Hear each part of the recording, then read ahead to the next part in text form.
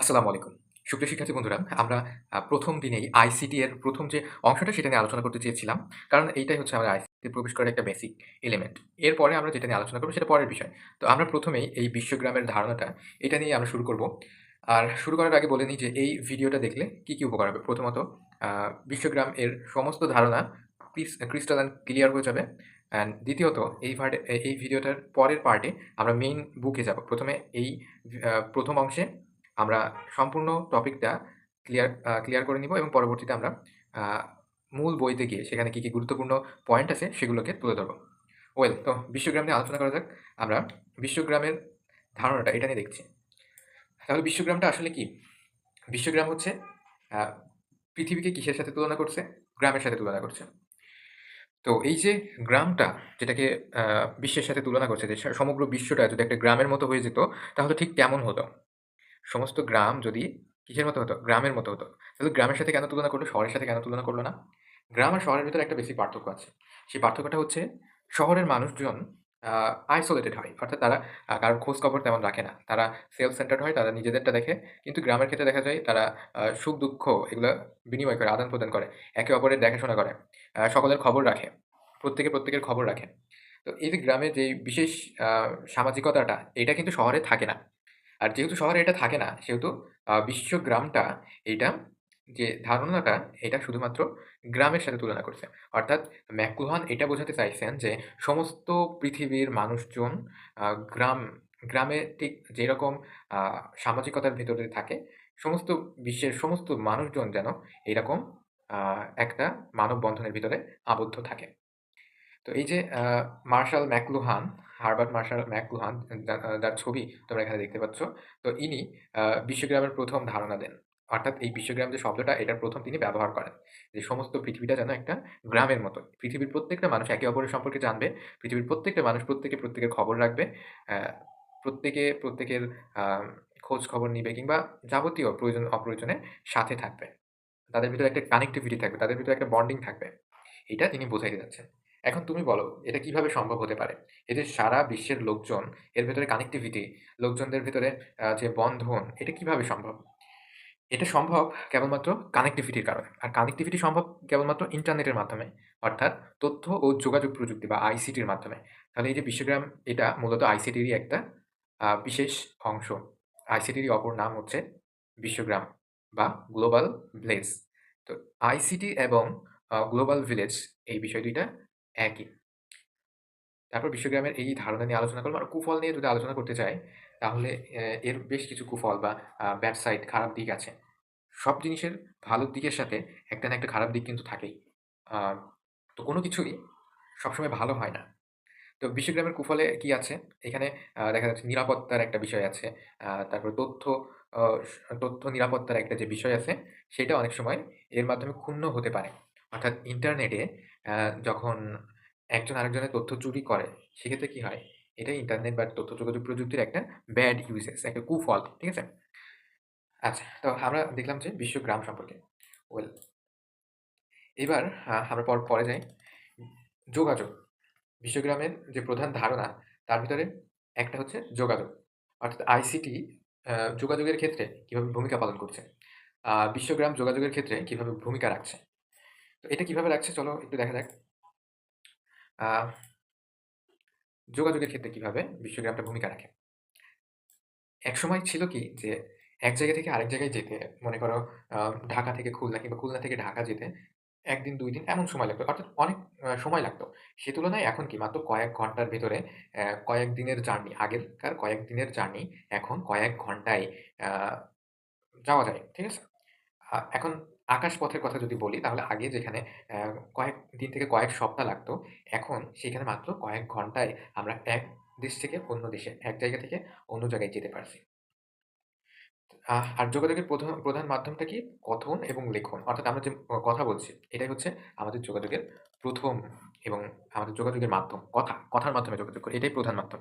আর তারপরে হচ্ছে লিখিত রূপ। অর্থাৎ আমরা যেটা বলছি সেটার লিখিত রূপ।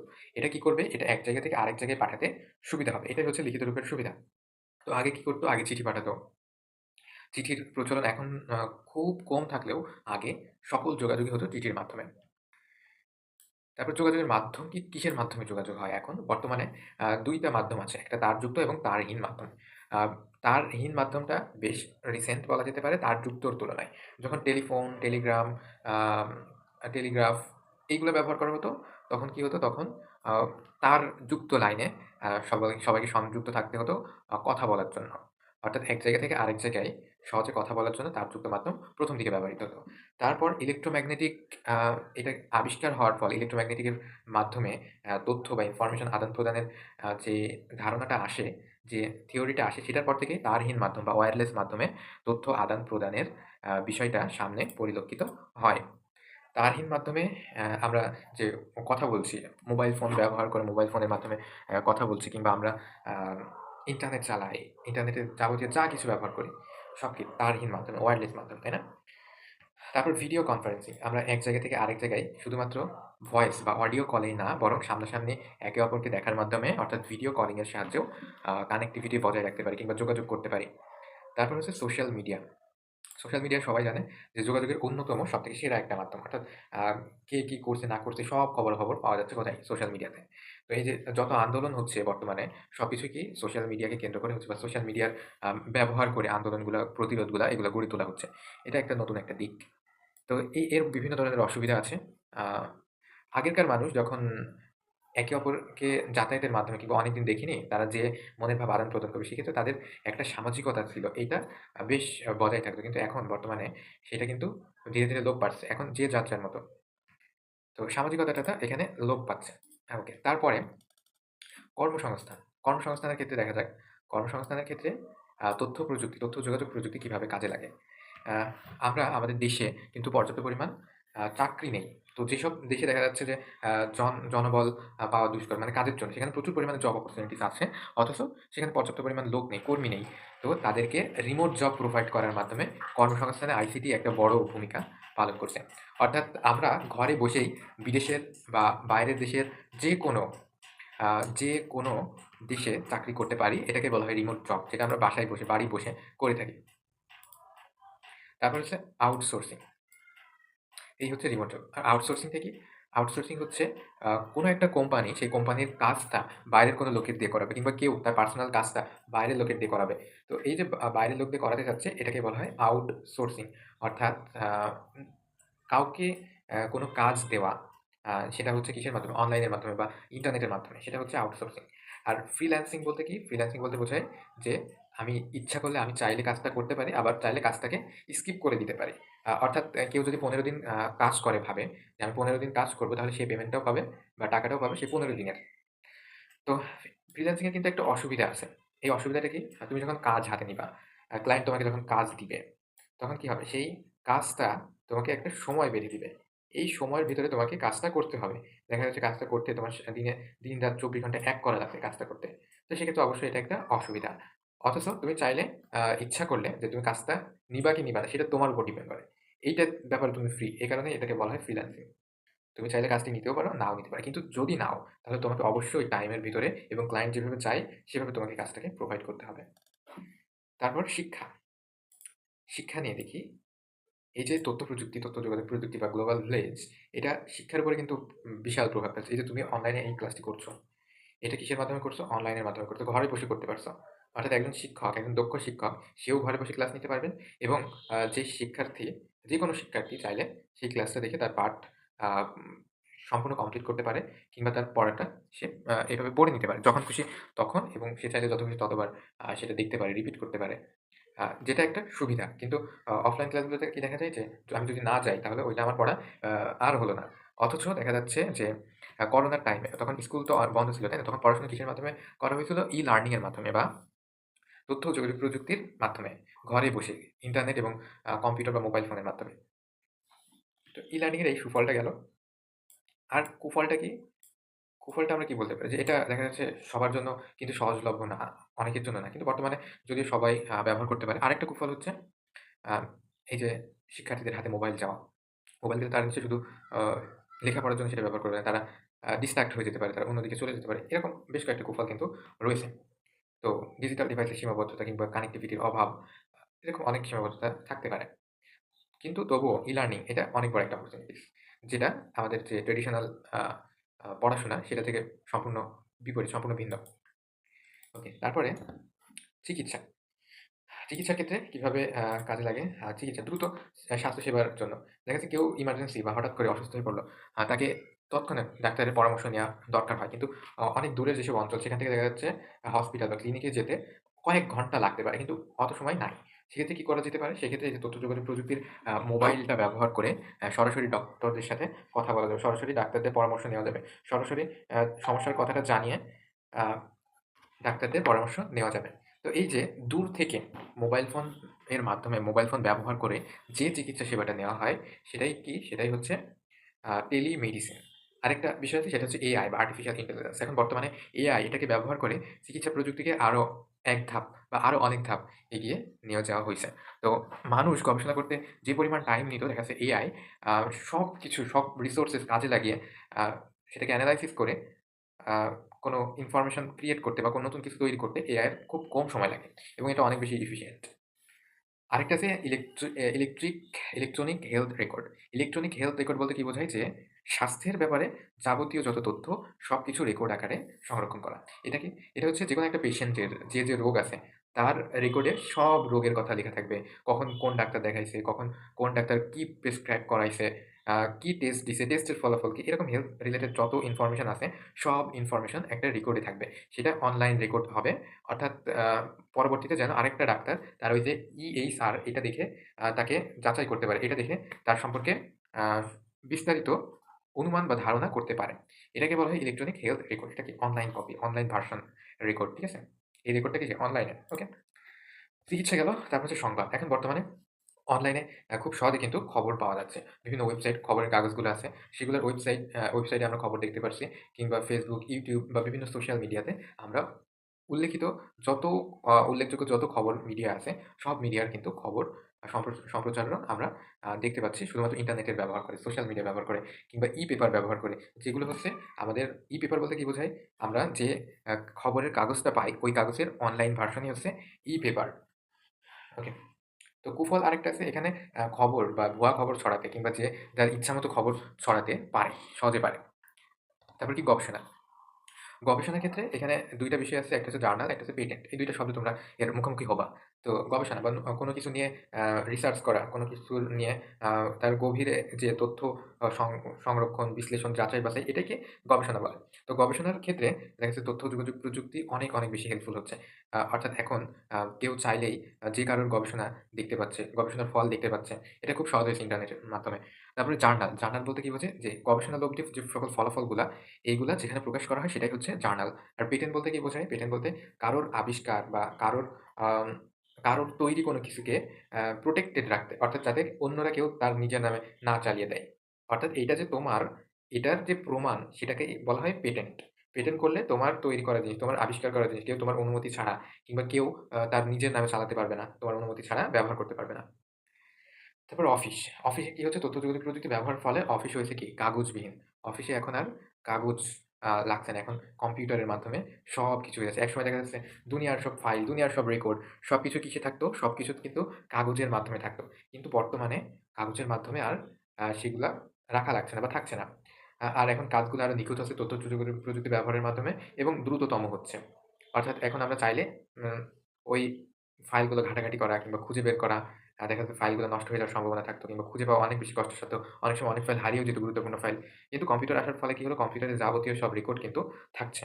কম্পিউটারে সব সাজিয়ে গুছিয়ে রাখা যাচ্ছে কিংবা ওখানে সার্চ দিলে মুহূর্তের ভেতরে খুঁজে পাওয়া সম্ভব হচ্ছে। যা আ যখন কাগজ ছিল তখন এটা সম্ভবই হতো না। তারপরে অফিসের সকল কাজে দেখা যাচ্ছে এখন আইসিটি বা তথ্য যোগাযোগ প্রযুক্তি ব্যাপক প্রভাব ফেলছে। আর বিশেষ করে বাসায় বসে আমরা অফিসের অধিকাংশ কাজ করতে পারি। এই যে Google Meet এর মাধ্যমে মিটিং করা কিংবা হতে পারে এটা যে Google Doc, তারপরে Google Sheet, Excel, PowerPoint, Microsoft এই সকল সফটওয়্যার ব্যবহার করে অফিসের কাজ বাসাতেই করা সম্ভব হয়েছে। তারপর বাসস্থান। বাসস্থানের ভিতরে আছে কি? ওই smart home camera, motion sensor, voice assistant, সুরক্ষায়। অর্থাৎ বাসাকে আমি যদি স্মার্ট হোমে রূপান্তর করতে চাই, স্মার্ট হোম বলতে কি? ওই বাসায় অনেক সুযোগ সুবিধা থাকবে। কেমন সুযোগ সুবিধা? দেখা যাচ্ছে ওই বাসায় নতুন কোনো সিকিউরিটি থাকবে। অর্থাৎ তোমার ফিঙ্গারপ্রিন্ট ছাড়া ওইটা খুলবে না কিংবা তোমার হাতের ছাপ ছাড়া খুলবে না। তুমি ভয়েসের মাধ্যমে লাইট অফ অন করতে পারবা। তুমি ভয়েসের মাধ্যমে ফ্যান অফ অন করতে পারবা। কিংবা অটোমেশন। অটোমেশন বলতে কি বোঝায়?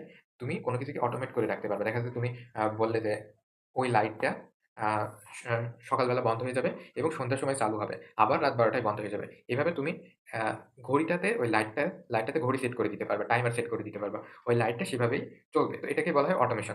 অর্থাৎ আপনা আপনি কাজ হওয়া। অথবা এমনও অনেক ডিভাইস আছে দেখা যাচ্ছে যেখানে মানুষ নেই সেখানে অন্ধকার থাকবে বা সেখানে কারেন্ট অটোমেটিক অফ থাকবে। যেই মানুষ প্রবেশ করবে সেই সবকিছু চালু হয়ে যাবে, সবকিছু সক্রিয় হয়ে যাবে। এটা হচ্ছে কিসের মাধ্যমে? মোশন সেন্সরের মাধ্যমে। আচ্ছা, ভয়েস অ্যাসিস্ট্যান্ট এটা একটু দেখাই। আর অনলাইন শপিং এর মাধ্যমে কি বাসায় বসে বাজার করা যাচ্ছে। তোমরা নিশ্চয়ই Google Nest কিংবা তোমরা নিশ্চয়ই দেখেছো যে Amazon এর কি দেখছো? Alexa দেখছো, রাইট? তো এটা কি হয়? এটা হচ্ছে ভয়েস অ্যাসিস্ট্যান্ট। অর্থাৎ তুমি ভয়েসের মাধ্যমে সেগুলোকে কন্ট্রোল করতে পারবা। ভয়েসের মাধ্যমে কমান্ড দিতে পারবা। তুমি ভয়েসের মাধ্যমে যেটা বলবা ওটা সেটাই করবে। তো আমার কাছে আছে কি Google Nest, এই যে এদিকে দেখো। এটা হচ্ছে কি? এটা Google Nest। আমি যদি বলি, "Hey Google, how are you?" I'm fine. You're very kind to ask, especially in these tempestuous times. আচ্ছা, এটাতে আমি যা জিজ্ঞাসা করব সেই সব কিছুর উত্তর কিন্তু এটা দিবে। আবার যদি আমি এটাকে বলি যে লাইট অফ করো, ফ্যান দাও, তাহলে লাইট অফ করবে, ফ্যান দিবে কিংবা যা বলা হবে সেটাই এটা করবে। তারপরে হচ্ছে ব্যবসা-বাণিজ্য। ব্যবসা-বাণিজ্যের ক্ষেত্রে আমরা সবাই জানি ই-কমার্স। আমরা এমন কেউ নাই যে ই-কমার্স ব্যবহার করেনি কিংবা অনলাইন থেকে পণ্য অর্ডার দেয়নি। অলমোস্ট সবাই অনলাইন থেকেও পণ্য অর্ডার দিছে। বা ই-বিজনেস অর্থাৎ অনলাইনে যারা ব্যবসা করে অর্থাৎ যারা এই পণ্যগুলো সেল করে থাকে তারা কি ই-বিজনেসের সাথে জড়িত। আর অনলাইন শপিং আমরা অনলাইনের মাধ্যমে এমন কিছু নাই বর্তমানে যেটা কিনতে পারি। সবই বাসায় বসে অনলাইনে অর্ডার দিতে পারি এবং যারা বিজনেস করছে ই-বিজনেস তারা সেটাকে আ আমাদের কাছে আ পাঠিয়ে দিবে। একদম হোম ডেলিভারি বা বাড়িতে পাঠিয়ে দেবে। আর হচ্ছে কি ইএফটি। ইএফটি মানে কি? Electronic fund transfer. অর্থাৎ মোবাইলের মাধ্যমেই বা ঘরে বসেই কি করা? টাকা পাঠানো, টাকা লেনদেন করা এবং ব্যাংকিং সুবিধা এবং যাবতীয় ব্যাংকিং সুবিধা সবই কিন্তু অনলাইনের মাধ্যমে ঘরে বসেই সম্ভব হচ্ছে। তারপর হচ্ছে বিনোদনের ক্ষেত্রে এটা আর বলা লাগে না। নাটক, সিনেমা, সিরিজ, গেমিং সবকিছুতেই আইসিটি ব্যাপকভাবে ব্যবহৃত হচ্ছে। এটা একটু বলি সাংস্কৃতিক বিনিময়ের ক্ষেত্রে কি হয়? দেখা যাচ্ছে এক দেশের সংস্কৃতি আরেক দেশের থেকে টোটালি ভিন্ন। ভাষা, পোশাক, চালচলন, রীতিনীতি, উৎসব, অনুষ্ঠান, আনুষ্ঠানিকতা সবই হচ্ছে সংস্কৃতির উপাদান। তো একেক দেশের সংস্কৃতির এসব উপাদান আরেক দেশের সাথে সম্পূর্ণ ভিন্ন। এমনকি এক সমাজের সংস্কৃতির উপাদানগুলো আরেক সমাজের সংস্কৃতির উপাদান থেকে টোটালি ভিন্ন। তো এই যে ভিন্ন, ভিন্ন ধরনের আ আ পার্থক্য রইছে এর সংস্কৃতিতে। তো এই পার্থক্যটা কি হচ্ছে? আমরা সবই আমাদের ঘরে বসে দেখতে পাচ্ছি যে কোথায় কি হচ্ছে, কি চলছে। এই সংস্কৃতিটা কোথাকার সংস্কৃতি কিরকম সবকিছু আমরা ঘরে বসে জানতে পারছি। তো এইটার ফলে কি হইছে? যে অন্য দেশের সমাজের যে সংস্কৃতিটা সেটা আস্তে, আস্তে আমাদের দেশেও চলে আসছে। যেমন ইস্টার্ন কান্ট্রির অনেক খারাপ, খারাপ সংস্কৃতি আমাদের ভিতরে আসছে। দেখা যাচ্ছে আমরা আমাদের ট্র্যাডিশনাল যেসব জামা-কাপড় সেগুলা আস্তে, আস্তে কি হচ্ছে? বিলুপ্ত হচ্ছে। আস্তে, আস্তে সেগুলার ব্যবহার কমে যাচ্ছে। বাইরের দেশের যে সকল পোশাক আ সেই দেশের প্রভাবে আমরা কি করছি? ওই পোশাকগুলো আমাদের নিজেরা আয়ত্ত করে নিচ্ছি। অন্য দেশের ভাষায় আমরা কথা বলছি। অন্যদের মতো আচার-আচরণ করছি। অন্যদের উৎসব আমরা পালন করছি। এই যে ১৪ই ফেব্রুয়ারি, এটা কি আমাদের দেশের? এটা আমাদের দেশের না তো। তো এটা আমরা পালন করছি। কেন? কারণ অন্যদের দেশের প্রভাবে। এটা অবশ্যই একটা খারাপ দিক বা কুফল। এভাবে কি হচ্ছে? আমাদের দেশের যে সংস্কৃতি এটা কিন্তু আস্তে, আস্তে বিলুপ্ত হয়ে যাচ্ছে। আস্তে, আস্তে শেষ হয়ে যাচ্ছে। তো যেটা ভেরি অ্যালার্মিং একটা বিষয়। তো এই নিয়ে আমাদেরকে সচেতন থাকতে হবে যে আমাদের দেশের যে সংস্কৃতিটা সেটাকে বাঁচিয়ে রাখতে হবে এবং অন্য দেশের প্রভাবে আমাদের সংস্কৃতিটা চেঞ্জ করা যাবে না। আমাদের সংস্কৃতিতে কি এখন সব জামাকাপড় কেমন, কেমন জামাকাপড় পরছে, আজব জামাকাপড় পরছে। সবাই বিভিন্ন দেশের ভাষা নিজেদের করে নিচ্ছে। এভাবে বাংলা ভাষাটার কি অপমান হচ্ছে। তাই না? তো এই যে এইগুলো হচ্ছে সংস্কৃতির কুফল। অর্থাৎ এক দেশের সংস্কৃতিতে আরেক দেশে জানা যাবে এটা স্বাভাবিক। কিন্তু খারাপ যে সংস্কৃতিগুলো সেগুলো যদি আয়ত্ত করা হয় তাহলে এটা অবশ্যই একটা কুফল।